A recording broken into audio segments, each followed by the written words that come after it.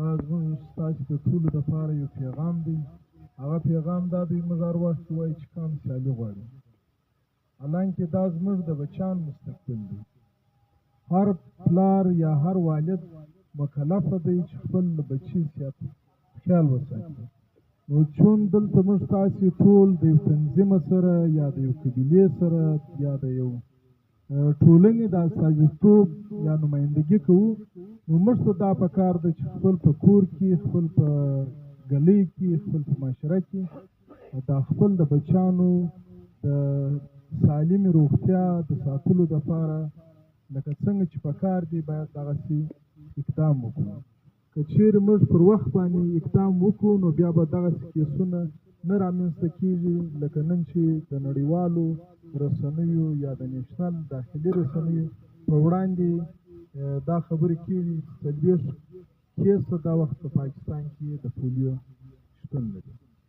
راځو د پښین د ضلعې په اړوند خبره کوم. موږ افغان کډوال په پښین کې ستاسې د مهربانۍ سلوک ښه سلوک نشاندهي کوي. موږ دلته افغان کډوال ستاسې په کلو سره جفت یا ستاسې پر مځکو باندې شاوخوا 2 لکه میشته په پښین ضلع کې.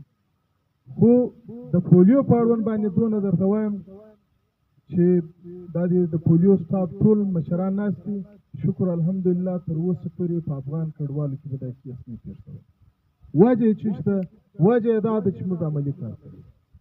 زه د سرانانو خبره کوم. دا اوس ما هغه پولیو دغه ته وویل چې دا تېره تعداد څونه دی، تقریبا زرونه به وي. او جمال صاحب ناست دی چې یوازې که زه د سرانانو خبره وکړم چې موږ د هر کوم کمپاین چې کېږي موږ په پنډغالي کې یا اروي چې اوس ورته وایي په دې کې موږ ماشومانو ته دا د پولیو څاڅکي ورکوو. وجه څه شته؟ وجه دا ده چې موږ دغه پټ ماشومان نه ساتو چې ماشوم ګوته رنګ سي لکه دا اوس کوم په کیډټ کالج کې دا پیښه شوې یا په بل ځای کې پیښه شوې.